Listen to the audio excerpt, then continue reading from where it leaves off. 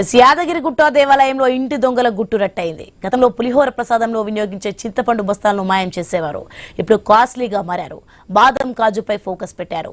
లడ్డు ప్రసాదాల తయారీలో వాడే బాదం కాజు మాయం చేస్తున్నట్లు గుర్తించారు. ఏకంగా పకోడీ చేసుకుని పాసెస్ కట్టుకుని తీసుకెళ్తూ దొరికిపోయారు. మెటీరియల్ చోరీ కేసులో ఎవరెవరున్నారో ఎన్నాళ్ళుగా జరుగుతుందని అధికారులు ఆరా తీస్తున్నారు.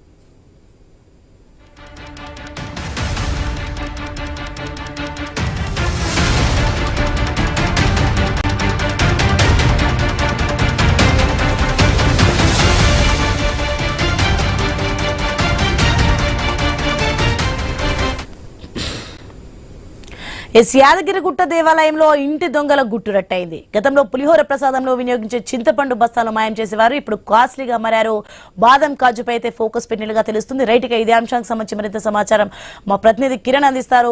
కిరణ్, మొత్తానికి యాదాద్రిలో చూసుకుంటే దేవస్థానం అయితే ఇంటి దొంగల గుట్టు రట్టయినట్టుగా తెలుస్తుంది. దీనికి సంబంధించిన పూర్తి అప్డేట్స్ ఏంటి? యాదగిరిగుట్ట దేవస్థానంలో సిబ్బంది వ్యవహరిస్తున్నటువంటి తీరు వివాదాస్పదంగా మారుతుంది.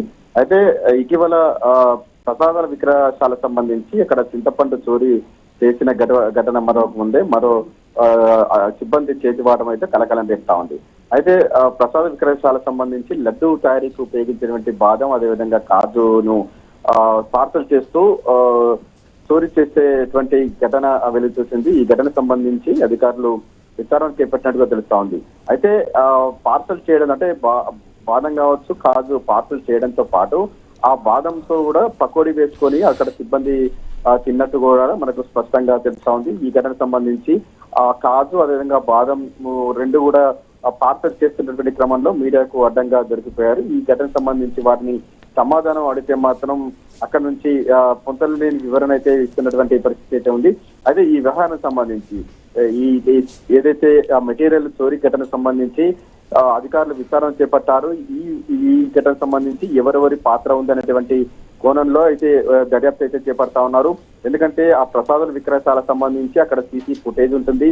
సీసీ కెమెరాల నిఘాలో కూడా అక్కడ ప్రసాదాల తయారీ కూడా ఉంటుంది. కానీ అక్కడ సీసీ కెమెరాలు ఎందుకు పెట్టలేదు, అదేవిధంగా సెక్యూరిటీ అలా చోరీ జరుగుతున్నప్పటికీ కూడా సెక్యూరిటీ ఎందుకు నిర్లక్ష్యంగా ఉందనేటువంటి కోణంలో కూడా ఇటు ఆలయకు సంబంధించిన ఉన్నతాధికారులు అయితే విచారణ చేపడతా ఉన్నటువంటి పరిస్థితి అయితే ఉంది. మొత్తానికైతే తరచూ చేతివాటం అంటే సిబ్బంది చేతివాటం అయితే కలకలం రేపుతా ఉంది.